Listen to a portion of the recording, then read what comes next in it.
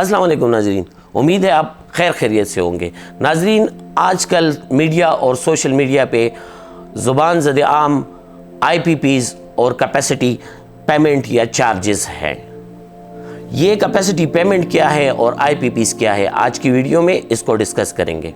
नाजरीन, IPPs ऐसे ही हैं जैसे आप घर के लिए छोटा जनरेटर लेते हैं, इसी तरह मुल्क के लिए बड़े जनरेटर लिए गए हैं जिससे बिजली बनाई जाती है, जिसमें ज़्यादातर फर्नेस ऑयल पे चलते हैं और कुछ को अभी इतलात है कि उनको कोयले पे शिफ्ट कर दिया गया है।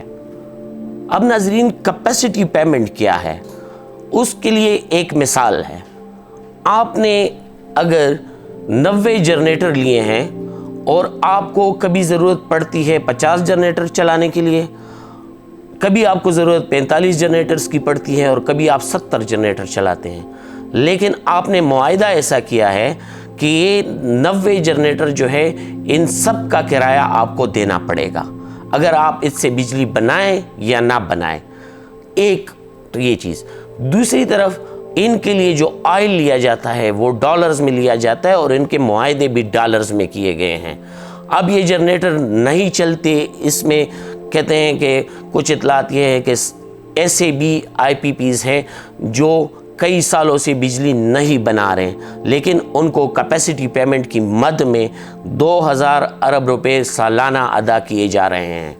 यही पैसे नाजरीन फिर आवाम से लिए जाते हैं और आपने देखा है कि जब फर्नेस ऑयल से बिजली बनाई जाती है तो आपसे फ्यूल प्राइस एडजस्टमेंट लिया जाता है।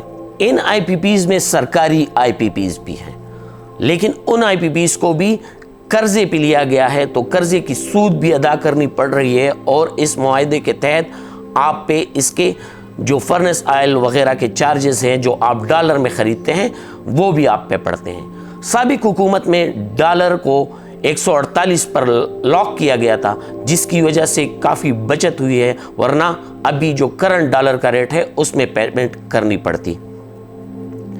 ये IPPs 35 रुपये यूनिट बनाते हैं।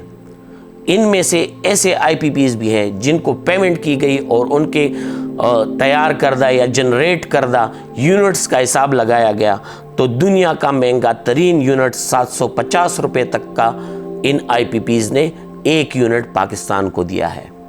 नाजरीन, ये IPPs, ये जनरेटर जो बड़े पैमाने पे लगाए गए हैं, जिनको अगर हम इस्तेमाल करें या ना करें इसका किराया हमें देना पड़ रहा है और इसकी मेंटेनेंस भी करनी पड़ रही है। ये पाकिस्तान को दीमक की तरह कर रही है। इसी वजह से कई सियासी जमातों, समाजी तंजीमों और आवाम की तरफ से इन IPPs के मुआहदों को रिवाइज करने के लिए ज़ोर डाला जा रहा है हुकूमत पर और प्रेशर भी डाला जा रहा है।